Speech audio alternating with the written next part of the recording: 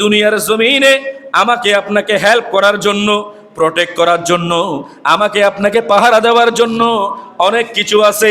একটা বিল্ডিং পাহারা দেওয়ার জন্য একজন দারোয়ান থাকে। কি থাকে বাবা? কথা বলেন, কি থাকে? দারোয়ান থাকে। আর একজন সন্তানকে পাহারা দেওয়ার জন্য তার বাবা থাকে এবং মা থাকে। দুনিয়ার জমিনে এক একটা জিনিস পাহারা দেওয়ার জন্য মানুষ পাহারাদার রাখে, মানুষ সংরক্ষণকারী রাখে। যে কোরআনুল কারীম আমি আপনি তেলাওয়াত করি, ওই কোরআনুল কারীম দুনিয়ার জমিনে আমি আপনি তেলাওয়াত করি ঠিক, কিন্তু এই কোরআনকে সংরক্ষণ করার জন্য আল্লাহ রাব্বুল আলামিন কি ব্যবস্থা করে রেখেছেন জানার দরকার আছে না নাই? বড় করে বলুন, আছে না নাই? এই কোরআন আমি আপনি তেলাওয়াত করি, আল্লাহ রাব্বুল আলামিন নাজিল করেছেন। আল্লাহর কাছে যদি প্রশ্ন করেন, আল্লাহ এই কোরআনকে হেফাজত করার জন্য আপনি পটিয়া থানাকে দায়িত্ব দিয়েছেন কিনা, নাকি পটিয়ার এমপিকে দায়িত্ব দিয়েছেন, নাকি বাংলাদেশের প্রধানমন্ত্রীকে দায়িত্ব দিয়েছেন, নাকি রাষ্ট্রপতিকে দায়িত্ব দিয়েছেন জানার দরকার আছে না নাই? বলেন, আছে না নাই? আল্লাহ রাব্বুল আলামিন কোরআনুল কারীমের মধ্যে কোরআনকে সংরক্ষণ করবে কে নাজিল করেছে। এই দুনিয়ার জমিনে কোরআন কেমন থাকবে আল্লাহ রাব্বুল আলামিন কত সুন্দর করে বলে দিয়েছেন। আল্লাহ রাব্বুল আলামিন সূরা হিজরের মধ্যে 9 নম্বর আয়াতে কারিমার মধ্যে কত সুন্দর করে বলতে লাগলেন, ইন্না নাহনু নাযালনা যিকরা ওয়া ইন্না লাহু লাহাফিজুন। বড় করে বলেন আল্লাহ রাব্বুল আলামিন কত সুন্দর চমৎকার করে বলতে লাগলেন, ইন্না নাহনু নাযালনা যিকরা, এই কোরআনকে আমি আল্লাহ রাব্বুল আলামিন অবতীর্ণ করেছি দুনিয়ার জমিনে। ইন্না নাহনু নাযালনা যিকরা, উপদেশ গ্রন্থ হিসেবে জিকির করার জন্য, পড়ার জন্য আমি আল্লাহ রাব্বুল আলামিন দুনিয়ার জমিনে আমি নাজিল করেছি। ওয়া ইন্না লাহু লাহাফিজুন, এই কোরআনকে হেফাজত করার জন্য আমি পুলিশকে দায়িত্ব দেই নাই, আর্মিকে দায়িত্ব দেই নাই, সেনাবাহিনীকে দায়িত্ব দিই নাই। এই কোরআনকে হেফাজত করার দায়িত্ব স্বয়ং আমি আল্লাহ রাব্বুল আলামিন নিজেই নিয়ে নিলাম। তাহলে কোরআনকে হেফাজত করার দায়িত্ব কে নিয়েছেন? বড় করে বলেন, কে নিয়েছেন? উসমান রাদিয়াল্লাহু তাআলা আনহু থেকে বর্ণিত হাদিস মুবারকের মধ্যে আল্লাহর নবী, প্যারা নবী, সাহেবুল আওলাদ নবী মুহাম্মদুর রাসূলুল্লাহ সাল্লাল্লাহু তাআলা আলাইহি ওয়াসাল্লাম কত সুন্দর চমৎকার করে বলতে লাগলেন, খায়রুকুম মান তাআল্লামাল কুরআনা ওয়া আল্লামাহু, দুনিয়ার জমিনে ওই ব্যক্তি সবচাইতে উত্তম যেই নিজে কোরআন শিখে, যেই নিজে কোরআন শিক্ষা করে এবং অপরকে কোরআন শিক্ষা দেয়। বড় করে বলেন সুবহানাল্লাহ। তাহলে দুই ব্যক্তি ছাড়া আর কোনো কাজের মধ্যে হিংসা করা জায়েজ নাই। হিংসা করলে লাইলাতুল কদর, লাইলাতুল বরাতের মতো রাত্রেও ওই হিংসাকারীর দোয়া কার দরবারে কবুল হবে না? বড় করে বলেন, কার দরবারে? আল্লাহর দরবারে কবুল হবে না। এক নম্বর হচ্ছে ওই ব্যক্তি হিংসা করলে জায়েজ হবে যেই ব্যক্তিকে আল্লাহ রাব্বুল আলামিন কোরআনুল কারীম দান করেছেন, এই ব্যক্তি কোরআনুল কারীম হেফজ করেছেন, ওই ব্যক্তি কোরআনুল কারীম সংরক্ষণ করেন, দিনেও কোরআন তেলাওয়াত করে, রাতেও কোরআন তেলাওয়াত করে। আপনি ওই ব্যক্তিকে হিংসা করে আপনি কোরআন পড়তে পারেন, ওই হিংসা জায়েজ আছে। সুবহানাল্লাহ। দুই নম্বরে হচ্ছে আল্লাহ রাব্বুল আলামিন আপনাকে ধন দিয়েছেন, দৌলত দিয়েছেন, আপনি ইসলামের পথে সেটাকে কি করতেছেন? ব্যয় করতেছেন। যাকে আল্লাহ রাব্বুল আলামিন ধন সম্পদ দান করেছেন সেটা ওই ব্যক্তি দিনেও দান করে, রাতেও দান করে। ওই ধরনের ব্যক্তির সাথে হিংসা করে মানুষ বর্তমানে আছে? কথা বলুন, আছে? এক ব্যক্তি মসজিদের জন্য 5,000 টাকা দিচ্ছে, আরেক ব্যক্তি দাঁড়িয়ে বলতে পারতেছে না আমি 10,000 টাকা দিব, এরকম আছে? হয়তো কয়েকজন আছে, কিন্তু সবার মন মানসিকতা কিন্তু এক না। কিন্তু এই বিষয়টা আমাদের গড়ে তুলতে হবে। তো সেই জন্য এই দুইটা ক্ষেত্রে আমাদের একটু এগিয়ে আসার দরকার আছে না নাই? কোরআনুল কারীম তেলাওয়াত করলে কেমন সওয়াব? এই কোরআনুল কারীমের মধ্যে আল্লাহর নবী সাহেবুল আওলাদ নবী দো জাহাঁ নবী মুহাম্মদুর রাসূলুল্লাহ সাল্লাল্লাহু তাআলা আলাইহি ওয়াসাল্লাম কত সুন্দর করে ইরশাদ করতে লাগলেন, মান করা হারফান মিন কিতাবিল্লাহি ফালাহু বিহি হাসানা ওয়াল হাসানাতু বিআশরিন আমসালিহা।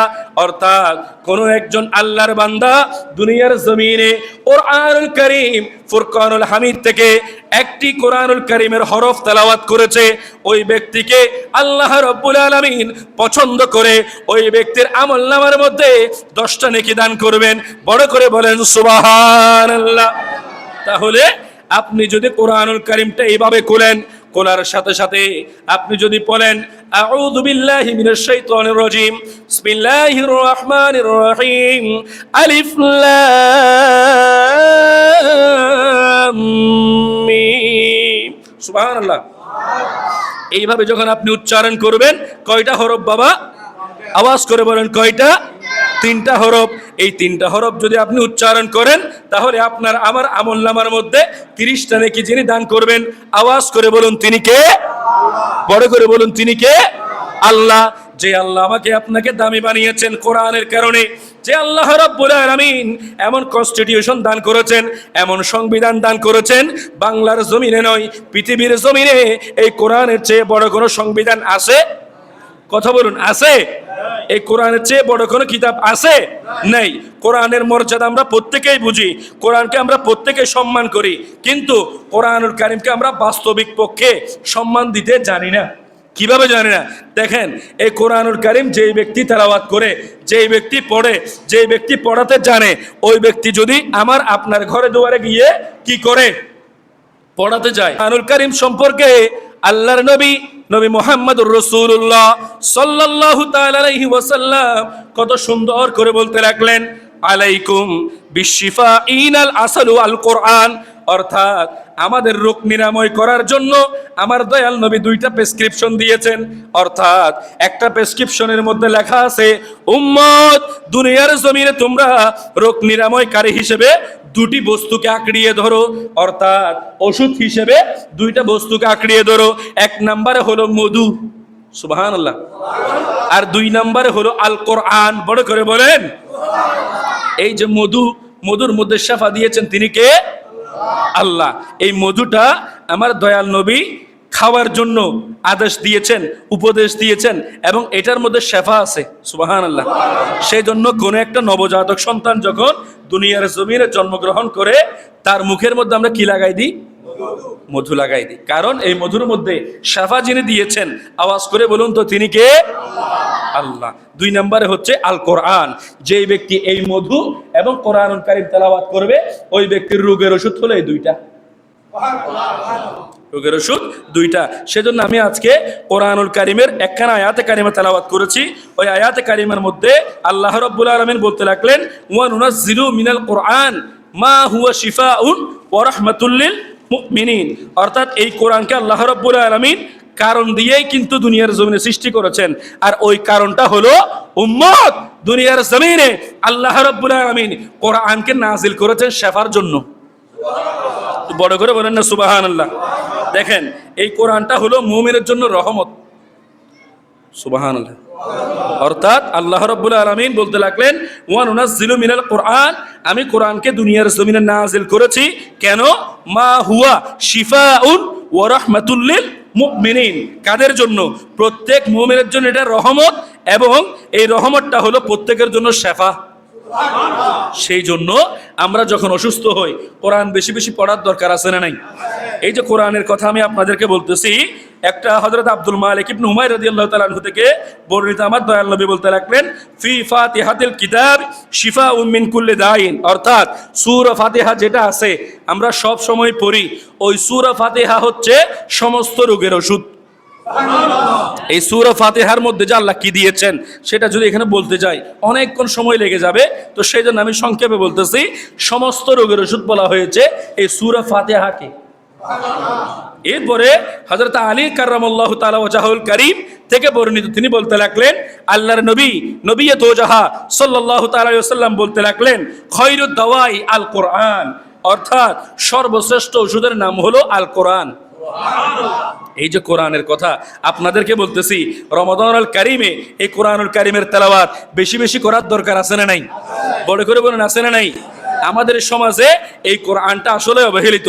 কোরআন শেখানোর জন্য যে ব্যক্তিটা যায়, ওই ব্যক্তি প্রত্যেক দিন যাওয়ার জন্য আপনারা বলেন, হুজুর আপনি প্রত্যেক দিন আসবেন, কিন্তু আপনাকে যিনি ফিজিক্স পড়ায়, কেমিস্ট্রি পড়ায়, বায়োলজি পড়ায়, ওই যে এত সমস্ত কিতাবগুলো যদি আপনি এক পাল্লার মধ্যে দেন, কোরআনকে এক পাল্লার মধ্যে দেন, তাহলে কোরআন বাড়ি হবে নাকি সবগুলো কিতাব বাড়ি হবে?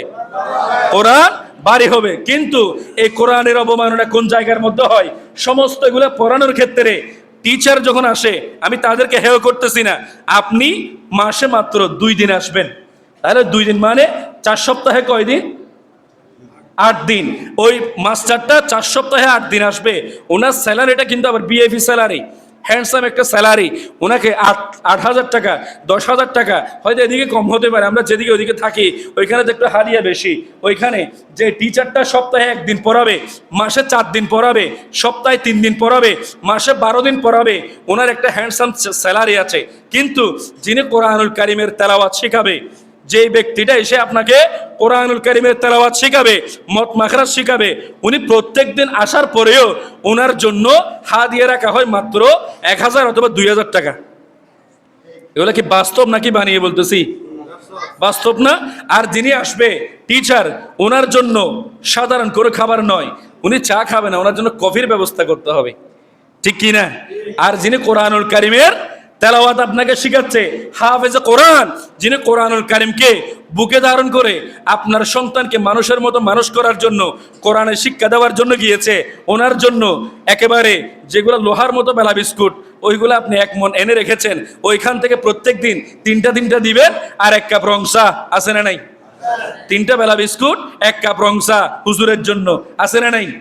কথাগুলো কি বাস্তব নাকি অবাস্তব?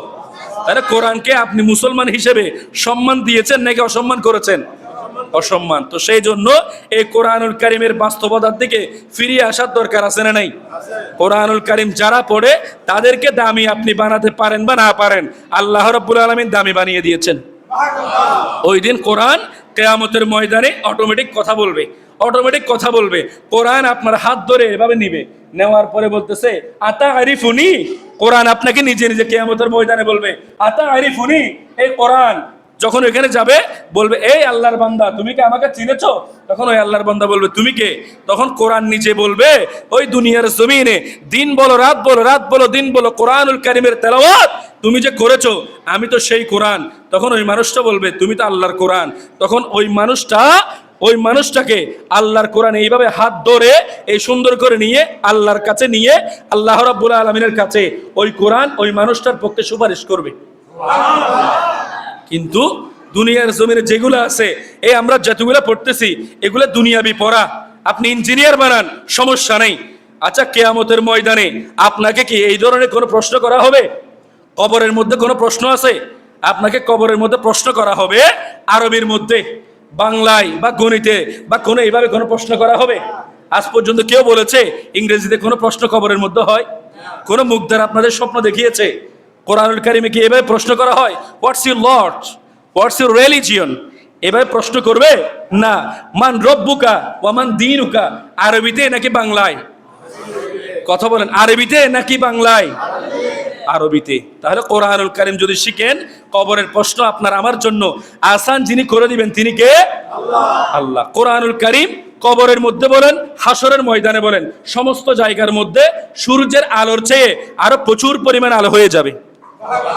শুধু তাই নয়, এই কোরআনুল কারিম আমাকে আপনাকে প্রত্যেকটা জায়গার মধ্যে পার করে দিবে। বড় করে বলেন না সুবহানাল্লাহ। তাহলে দেখেন, ওইখানে জিজ্ঞেস করা হবে না a plus b whole square equal a square plus 2ab plus b square, a square minus 2ab plus b square, এগুলো জিজ্ঞেস করা হবে না। ওইখানে জিজ্ঞেস করা হবে আপনি কোরআনুল কারিম কতবার পড়েছেন, কতটা শব্দ উচ্চারণ করেছেন, কতগুলো আপনি এখানে পড়েছেন, এই সমস্ত কিছু আপনাকে ওই জায়গার মধ্যে আপনাকে জিজ্ঞেস করা হবে। তো সেই জন্য এই কোরআনুল কারিমের মাস চলতেছে, এই মাসের মধ্যে আল্লাহ রাব্বুল আলামিন কোরআনুল কারিম নাজিল করেছেন। তো সেই জন্য আপনারা প্রত্যেকে যাদের পিছনে কোরআনুল কারিমের তেলাওয়াত শুনেন, যাদের পিছনে আপনারা ইক্তেদা করে তারাবির নামাজ আদায় করেন, যারা কোরআনকে বুকে ধারণ করে আপনাদেরকে 30 পারা কোরআনুল কারিমের তেলাওয়াত শোনাবে, তাদের সম্মানই দেওয়ার দরকার আছে না নাই? এবং এই কোরআনের মাসে বেশি বেশি কোরআনের তেলাওয়াত করবেন। আল্লাহর রাস্তায় আমি প্রত্যেককে বলবো এই কোরআনের তেলাওয়াতটা প্রত্যেকে করবেন, এবং কোরআন কি জিনিস সেটা বোঝার জন্য, অনুধাবন করার জন্য, ফিল করার জন্য আপনারা প্রত্যেকে এই কোরআনুল কারিমটা যখন তারাবি পড়েন, এভাবে তারাবি পড়েন না আপনারা? তারাবি পড়েন না? আল্লাহু আকবার এভাবে বলে।